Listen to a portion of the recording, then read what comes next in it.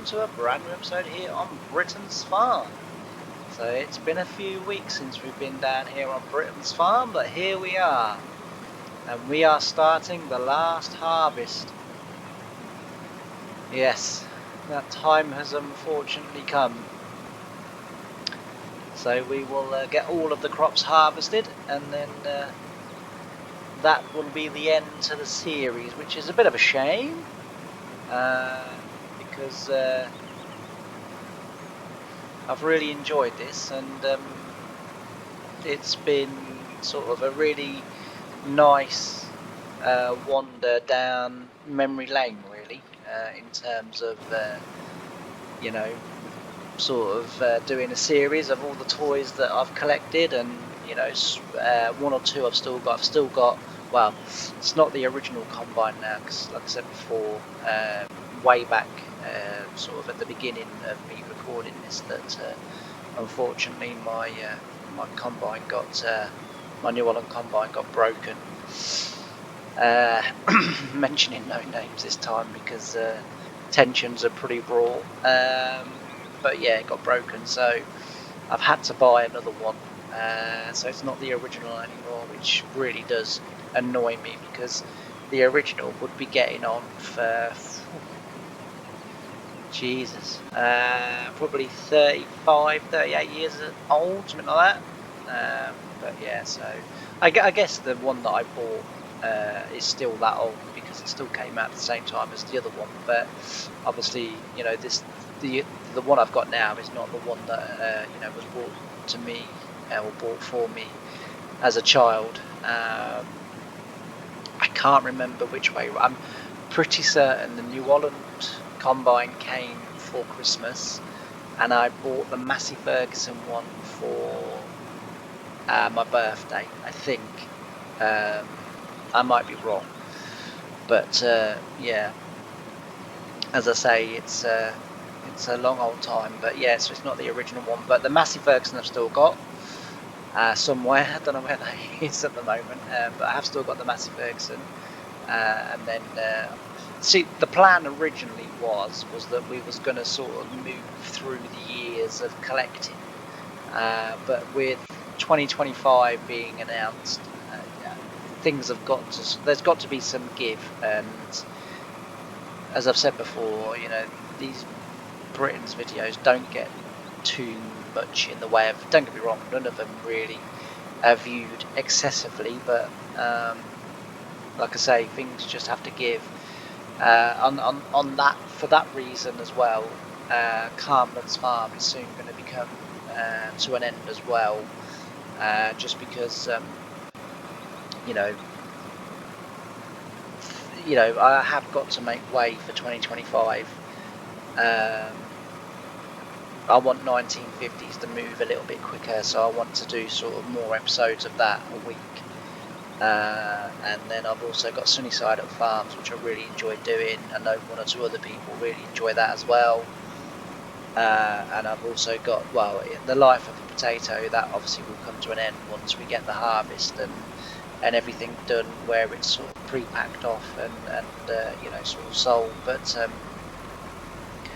so you know, that will eventually you know, sort of go as well. But yeah, I need to make way for, as I say, for 2025, because naturally we're all looking forward to it, and you know, as I say, I want to be able to do quite a few videos of that. Oh, is it going to go over? No. Oh dear. Oh dear. I appear to... Oh no, we can just get over. Oh no, we can't get over enough for it to empty. Darn it. So, it's my phone. Oh, pressed the wrong button there.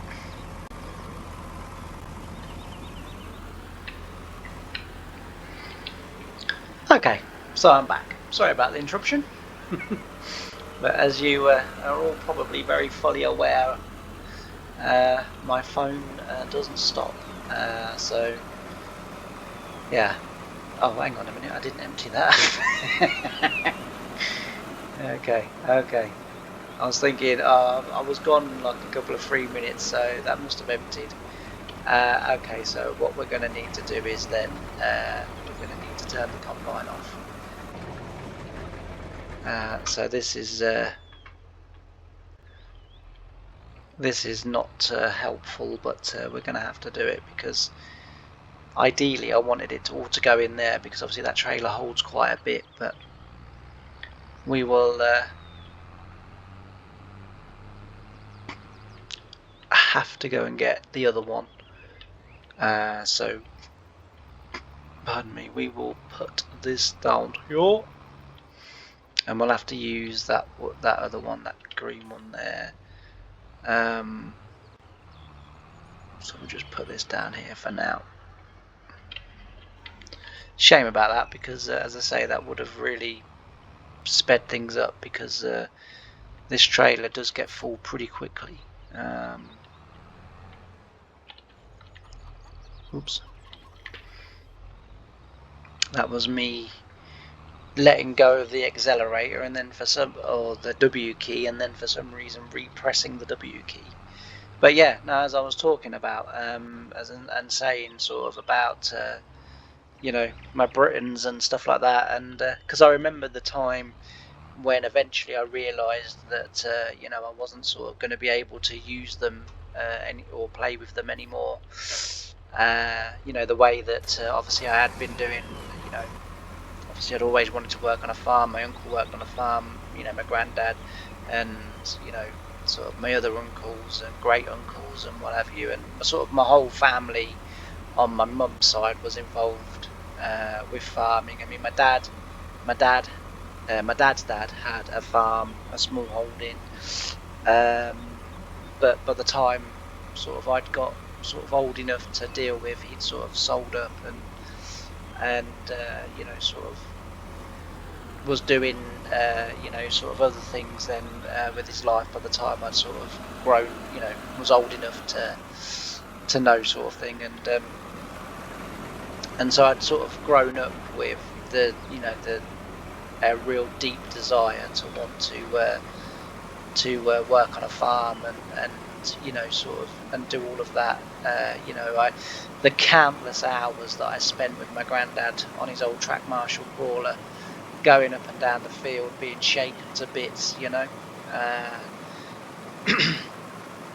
Obviously realised, you know, that I had, you know, sort of, you know, my heart condition and stuff. I just didn't think that it would stop me from doing what I wanted to do, because, and I think because as a kid you can't, you know, I think I was kind of viewing it of, well, you know, I can't play football, I can't, you know, do sports, I can't, you know, sort of go on fairground rides, I can't do this, I can't do that. Surely it won't take farming away from me, you know, and for, you know, I left school and, you know, and it did, because, you know, I you know, my parents wouldn't let me work on a farm for, you know, for a start off, and then you know, so I had my Britain's farm at my nan's house. You know, she sort of lived by herself, and so I had the farm there. You know, and I would go up there every day, and from sort of, you know, 9 in the morning till, you know, sort of 5 in the evening when I used to go home for tea. You know, I would be playing with my tractors, whether it would be, you know, sort of drilling or, you know, whatever. Like, you know, I'd just be playing, you know, sort of with my farm, and, you know, sort of mending bits and doing bits and building bits, and, you know, sort of doing all that kind of, you know, sort of wonderful good stuff. And, you know, that was, you know, sort of my life. And then I remember it quite well. My heart went wrong when I was probably about 2021, something like that. Nothing serious. So I'd gone for a checkup at Great Ormond Street, and it was the last year that I was to go to Great Ormond Street, and I went for my checkup, and, you know, sort of see, you know, loads of doctors as you do, you know, and then I went for echo and ECG all of that good stuff. And while I was in with the Echo team, they noticed something and decided to go off and get a doctor. And the doctor came and had a look and what have you, and they decided at the time that they wasn't going to do anything. That they were aware of a problem that I'd clearly had, and they sort of started asking me about symptoms and stuff like that, and I said, nothing. I feel grand. I've felt really good. I've sort of felt as I'd always felt. Always felt sort of fairly well. I've never sort of really, touch wood, felt ill with it. So I sort of didn't worry about it too much. Sorry, I've got people outside my house shouting. Only myself and my son, with everything that's going on, have been subject to quite a lot of abuse and hatred by people, and I can hear them, but I can't quite see them. As I say, that and I'd been feeling well, but so it turned out that eventually I had a blood clot in my heart that was blocking one side from working as it should, and they sort of put me on warfarin and Klaxane for a few days to try and get rid of it before it dislodged, because they said it was a miracle that I wasn't having any symptoms because of where it was. It was actually blocking, half blocking the sort of, I can't remember if it was entrance or exit of the blood. So they said we would expect you to be out of breath. And bearing in mind, I just literally, because I don't like lifts, so I literally just ran up 3 flights of stairs to catch my mum and dad who had been in the lift, and they sort of couldn't quite sort of understand why I wasn't sort of suffering the symptoms, but I had the treatment for that, and it was there that I began to meet the current team that I have now. So I have my own heart team, so they're literally on the end of a phone 24 hours of every day. If I get a twinge, if I get something that I'm not quite sure of, or that I don't like the feeling of, I ring them up, and usually over the phone they can sort of detect whether it's serious or whether it isn't. And I met Fiona and I met Vivian, and they were at Great Ormond Street on the day that I went, because they were the team that I was being handed over to. So Vivian's my surgeon, and Fiona is sort of the overall boss of me and the rest of the team. So if I have an issue, usually go to Fiona first, or if I think that the issue needs to be sort of bypassing Fiona and going straight to the surgery team, or whatever, that's sort of how I do it. I've got loads of other people that can help with exercise, diet, and all of this. So I met them and sort of said to them, look, I can't not do nothing for the rest of my life, and they said, quite agree. So they said, what would you like to do? And I said, I want to work on a farm. And all of them sucked in air through their teeth, we was hoping you was going to say an office job.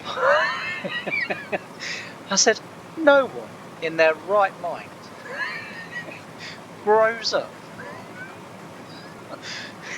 dreaming of working in an office.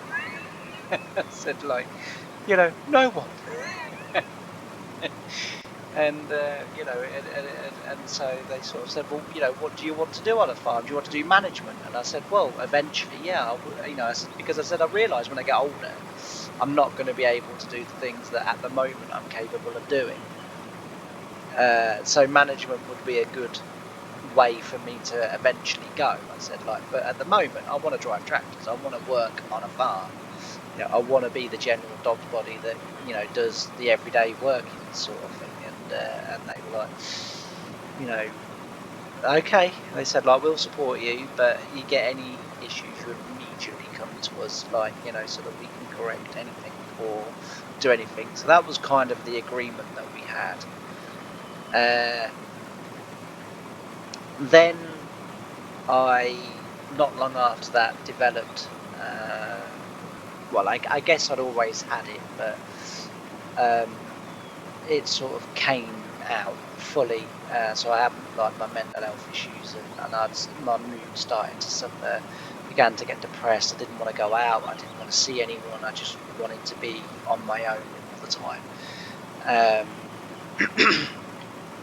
So then I had to go through that, and I met some terrific people as well through that. I met a guy called Dave Hudson, who was absolutely fantastic, and who is one of the people that. So basically, at that period, I met probably 3 people, and those 3 people, for me, and I know it sounds very dramatic, but for me, oh, I'm missing a bit there. Look, there's a bit the other side of the tram line. For me, those 3 people helped to save my life. They helped to do enough to keep me going each day. So I had my next door neighbour Mandy, who up until that point hadn't, you know, I'd seen her around. You know, she was new in. She was from London. They'd moved in into sort of our, if you like, original neighbour's house, who was a sort of good friend of the family, and her kids. I'm just saying this out of a point of interest for no other reason, but her kids now work for the royal family. Her son's a horse guardsman, and the daughter does something to do with Prince or King Charles, I guess he is now, but I might be completely wrong on that, because I sort of started to say that and then thought, I hope I've got this right, because otherwise, you know, they'll be coming after me. And I could do without that in my life. I got enough people after me as it is. Right, we'll go and empty that, just so as I don't think it's quite full yet, but we'll go and empty it. It looks fine. There's a little bit more we could have got in there, but it's okay. Yeah, so as I say, Mandy moved in, and one day, you know, sort of my dad had me outside and was like, come on, you need to be, you know, cut the grass for me. And I was sort of cutting the grass for him, and he was like, he goes, I'll tell you what, he goes, if you take that on as a job. So I said, right. He said, where? I'll pay you to cut my grass. So I said, right. So he said, take it on as a little job, something to do. He said, I want it doing at least once a week, but twice a week if you can. And he didn't need doing twice a week, but my dad was just trying to get me outside. And he said, and if you do a good job and you keep it up, I'll buy you a ride on. He said, like, you know, I'll buy you a really, really nice ride on. Because so we had probably in and around about half an acre worth of grass. And at the time when I first started doing it, I was using a push lawnmower. And, you know, it was taking, you know, a little while. It was taking, you know, sort of for me, it was taking me most of the day. And so that sort of spurred me on a little bit. You know, he bought us a snooker table, put that in the garage, yeah, again, you know, to make me go outside to play it, because he knew I'd play it. And it was while I was cutting the grass one day that I sort of met my friends, or I met Mandy properly for the first time. So she was chucking some stuff into her bins. No, sorry, into the dike across the road. And I was emptying our grass clippings into our dike that was on the back of our property, or on the side of our property. And she shouted out, and I just said hi, because I'm very, believe it or not, I'm very shy. and I don't like making the initial sort of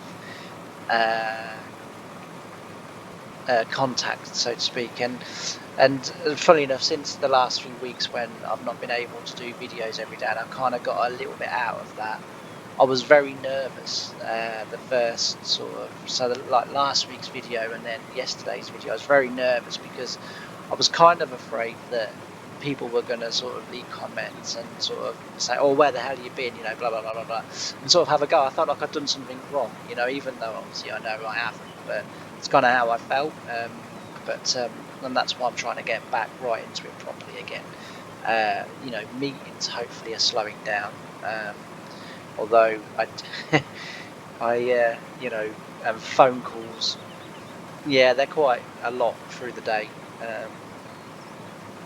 As I say, I do want to do YouTube, and I want to, do it properly and get back to how I was doing it and try and do it better. But like I say, I'm not very sort of knowledgeable when it comes to computers and stuff. But anyway, so I met Mandy, and from that day, from meeting her, and what have you, she sort of said, oh, why don't you come over for coffee? I don't see anyone all day. My husband's at work all night. He, sleeps all day. The kids are out at work. I don't see no one. Why don't you just come over for coffee every now and again? So I was like, okay, So anyway, she said, okay. She said today. So I said, well, she could, no, today. So I went over there and sort of, chatting, just general chit chat really. Where she's from. She was from Westminster, and she's in London. For those of you that are listening and sort of don't know, but she was from Westminster, and and sort of it was interesting to sort of hear about her life in London and what have you, and sort of from that day we just became really good friends, and or so I thought. And that's a long story, and it's for another day. But it turned out that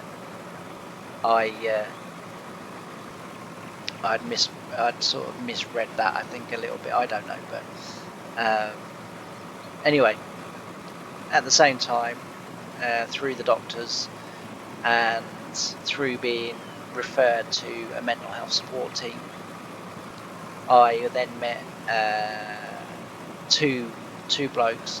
One was a bloke called Richard. I forget his second name. Honestly, it's on the tip of my tongue, and it will come to me at some point. But was Richard, and the other one was Dave Hudson. Now, Dave was the one that I worked really closely with. Sort of on first on a daily basis, and then after that on sort of fortnightly basis a few months later. Do you know what? I always do that. It's because I'm frightened of hitting the trailer with the auger. That's why. But yeah, so I as I say, at first I sort of meet him on a daily basis. He would come down, 15-20 minutes, probably have a cup of tea with me, and then disappear. And eventually he got me to sort of go out a little bit, because as I say, this had been sort of building for many months and what have you, and I just got to the stage where I wouldn't even step outside the conservatory to go outside at all. But then he started taking me out. Once I kind of got comfortable with that, he then started taking me out, just for a ride in the car, or we'd go to a Tesco's and we have a look around there. I don't know why, other supermarkets are available. I think I have to say that. But yeah, so it was kind of, I just sort of, oh, that's not actually a tramline. So we'll go down here. So yeah, as I say, that was the way it was, sort of thing. And they got me out, and then eventually Dave got me. After about a year and a half, 2 years, Dave got me a job at Tesco's. At Tesco's is then when I met another lady, and for the life of me, I can't remember her name.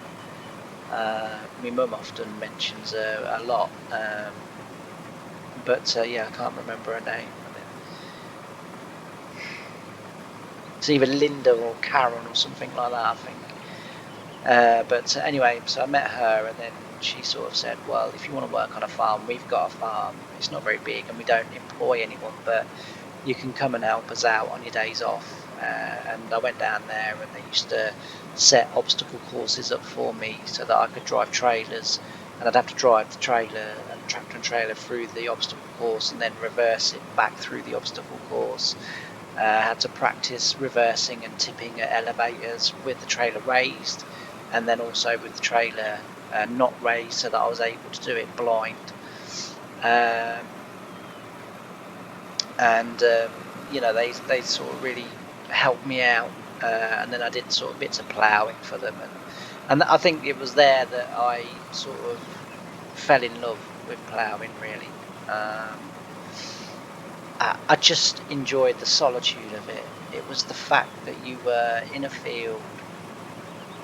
It was going to take a long time for me to do that field. I wasn't going to see anyone. I wasn't going to talk to anyone. I wasn't, you know, it was just going to be me and the tractor and the radio if I wanted it on, which at the time I didn't really. I just wanted to sit in complete silence every day. And of course, farming, if you want to do that, is the best job ever, especially if you're busy on tractors, because you can just sit in silence all day. And yeah, you know, that was what I wanted, and so that's kind of where I fell in love with it. And then she sort of said to me, look, you know, you're actually quite a good tractor driver. You know, you've never done it before, but you've picked everything up in a matter of days. And you know, if we had the work for you and we could afford to pay you, we would actually take you on. But my husband has said, you know, we can't afford to pay you. You know, we don't have the work for you. You know, he's very happy for you to come and help us out. You know, when we're busy. You know, he's very happy with that, and you know, he'd be sort of, you know, very glad to have me in that. But maybe you should hire a tractor and go around all the big farms, show them what you can do, and then, you know, go from there. And that's what I ended up doing. And eventually that got me a job on a farm, and I went obviously and told Vivian and Fiona and Sophie and John Cullen, who's another doctor that I see. He's a gay Irish doctor. It's an odd combination, but he is one of the nicest, funniest man I have ever met in all of. Honestly, he is an absolute. Like, I consider myself to be a little bit of a comedian. I tend not to sort of allow my true self sometimes to come out on microphone, because I don't want to get in trouble. And as you know, I have my ladies that, you know, sort of listen to my videos and sort of go, oh, you can't say that, or, you know. And there's only been one incident where they've told me that a video cannot at all go out.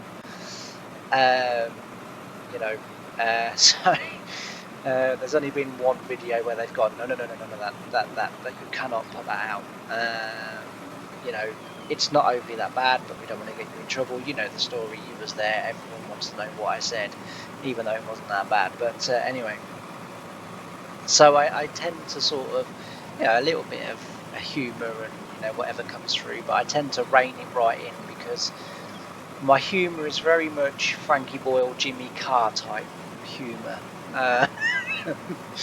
It's a bit dark, it's a bit black. It's not meant as sort of,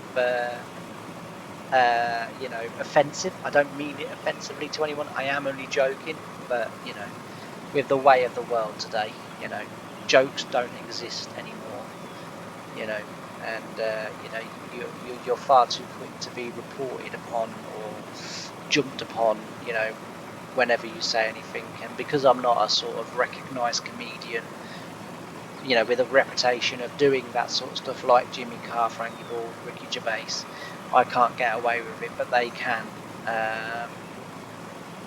Funnily enough, I went to a Jimmy Carr concert in Great Yarmouth earlier this year, and I was amazingly lucky. I was in Great Yarmouth very early that day, decided to go and have the day there. And I went and played Crazy Golf, and I went around like the amusement arcades, and I went and did loads of really great stuff by myself, like, and had a really good day out. It was really, really fun. But whilst I was sort of having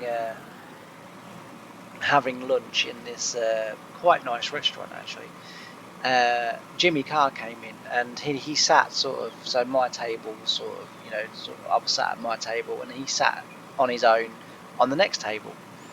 And so I said hello to him, and he sort of nodded politely, and I said, "Oh, I'm coming to see the show tonight." And he went, "Oh, all right." He goes, and I said, he said, "You not offended by anything I say then?" So I said, "No." I said, "I have very much a similar humour." And he was like, "Okay." So I said to him, and I told him the story that I'm not allowed to sort of, or the two ladies won't let me say on YouTube.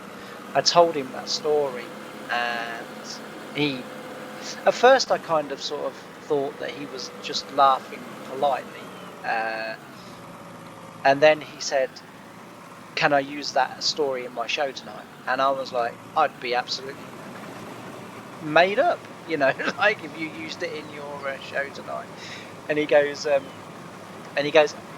I sort of say, that you're in the crowd and that it's your story, and you kind of wanted people to hear the story because it's funny, but you're afraid that you'll get into trouble, whereas for me," he said, "I just get cancelled, but then, he said, like, who cares about that?" And I was absolutely made up, and he told that story that night on stage, and in front of all these people, and honestly, it was the best thing ever. Like, to hear one of my, and because I said to him, like, "Do you think I would get in trouble on YouTube?" And he goes, "Absolutely." He goes, "Absolutely." He goes, "I can say it on YouTube, not a problem.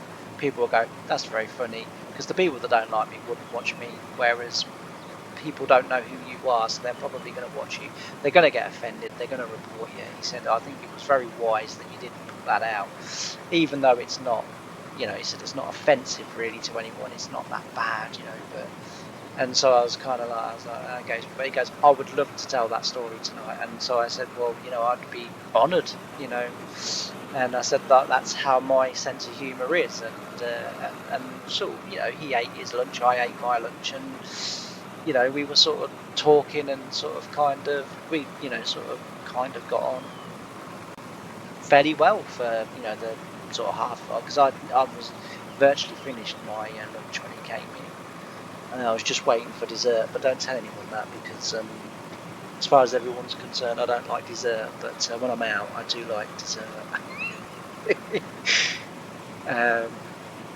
I was very naughty because I was in the restaurant, and the lady said, like, "Would you like a dessert?" And I said, "Yes, please." And she said, "What would you like?" And I said, "Can I have 2 apple pie and custard, please?" And she said, "Who's the other one for?" So I said, "Well, you won't put 2 portions in one bowl, so therefore can I have 2? And the lady went, "Well, we'll put 2 in one bowl." So I said, "Okay." She goes, "It'll save me washing up." So I said, "Okay, fair enough." And yeah, so I had 2 apple pies and custard, and it was absolutely bloody delicious. So much so that I may have had a third that day. I don't really eat that much, to be fair, but there are times when I kind of feel sort of really sort of comfortable and safe and sort of like, kind of okay, and I sort of think, I'm eating. I'm just eating. So yeah, that I very much enjoyed my meal that day. Very, very nice. For anyone that's interested, I think it was a Thursday. I'm sure it was a Thursday. I had roast beef and all the trimmings for my main course. I don't have starter. I don't really. Well, I say I don't like starter. I do like starter. I like a couple of slices of garlic bread and cheese. That's the starter that I like. But they didn't do it, so I didn't have a starter that day. But I had roast beef, as I say, roast beef and all the trimmings as my main, which it was really nice, and it was a restaurant, and it actually came out really hot as well. It was like it was served by Mummas on a Sunday, it was really hot, with a massive helping of horseradish sauce, which was delicious. And then it was kind of like, it was really nice, but I was like, you know, could have had another one of them. And that's when I sort of came up with the idea of, oh, actually, I'll just have 2 apple pies and custards, and that'll sort of fill me up like for the rest of the day, because I kind of like to eat really well once and then sort of not bother for the rest of the day. You know, sort of that's kind of how I sort of roll with it. But yeah, so that's what I did, and then of course Jimmy said, you know, the greedy fat beep beep beep beep beep, beep, you know, then had sort of double apple pie and custard for his lunch, after having roast beef and you know, sort of all of the country trimmings, which I, you know, sort of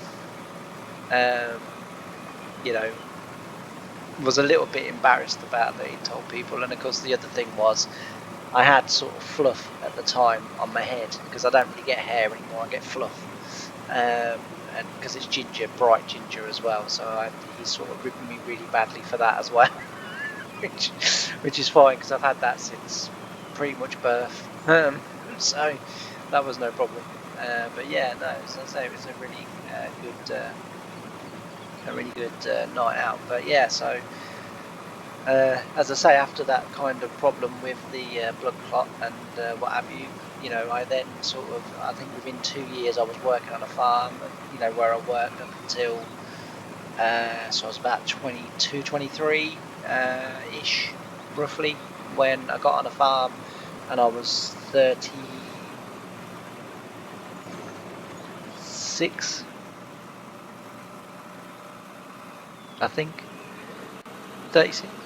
I can't remember now. I can't remember what age I was, but I was sort of in my mid to late 30s when I had to, you know, to give that up, basically, because again, you know, sort of, you know, I've kind of got what they're sort of saying is the final stage, and they're sort of saying we don't know how long the final stage lasts, but you're on the final stage now, because you're getting a lot of the problems that you know, we sort of knew you would start to get, and so I think when I get towards the middle to the end of the final stage, I think that's when I'm going to be put on the heart and lung transplant list. And they've said, like, if successful and if the transplants work, then you should get about another 10 to 15 years of good quality life, and then you know, sort of not much beyond that, which is always lovely to hear about yourself. But yeah, so we just keep plodding along, you know, we just keep going, you know, we don't let too much stop us. And as I say, all this kind of sort of stress with my son at the moment's not, in a way he's not helping, but in a way I don't think he's doing too much, sort of trying to take everything in my stride. But you know, sort of being approached and threatened on sort of multiple you know, sort of levels from lots of different people, you know, because of, you know, sort of what I've done, and bearing in mind I've only acted on the help and advice from, you know, sort of children's services. But yeah, a lot of people are not very happy with, so they know they can't take it out on children's services, because they know obviously that will, you know, further kill any chances they've got. And so, you know, therefore I'm the next easy target. You know, I'm next in line, so to speak. And yeah, it's not been this last sort of week and a half, and it's other parents now that are getting involved as well, and you know, sort of also threatening as well. So yes, it's not easy at the moment, but we're plodding along and we're still having fun. So as long as we're still having a good time and we're still having fun, you know, we'll keep going. Anyway, I think this episode has gone on far too long for a chatty video. It's been nice to have done another one, another chatty video. So, you know, I enjoy doing them, and maybe in 2025 what we'll do is we'll set up a Chatty Man series, where, you know, I will either sort of talk through, you know, sort of my life experiences, you know, how I've sort of coped and dealt with everything. That sounds very vain, doesn't it? Like I'm kind of like self-important, which I'm not, but you know, I think it's quite nice that, you know, people can sort of get to know me and then kind of sort of say, well, actually, yeah, that happens to me, and that's how he's dealt with it. Okay, that's, you know, mate, I hadn't thought of that. Let's try. You know, if I can help sort of people in their daily lives and daily struggles, then you know that's something worthwhile doing. And you know, sort of as a massive plus side to that, I'm also making YouTube videos and I'm also playing farming sim, so it's a win-win-win-win-win all round for me. You know, but as always, I say in 25 I'll try maybe and set up a J-Man series, proper series where we do sort of, you know, big farming, big equipment, you know, but we maybe let Courseplay or whatever do it, or you know, whatever, we can sort it out between us all, what you'd like, and yeah, we can go from there. But anyway, thanks ever so much for watching. I really appreciate everyone that does watch my videos, and if you haven't done already, please don't forget to like, comment and subscribe, and I'll see you in the next one. Bye for now.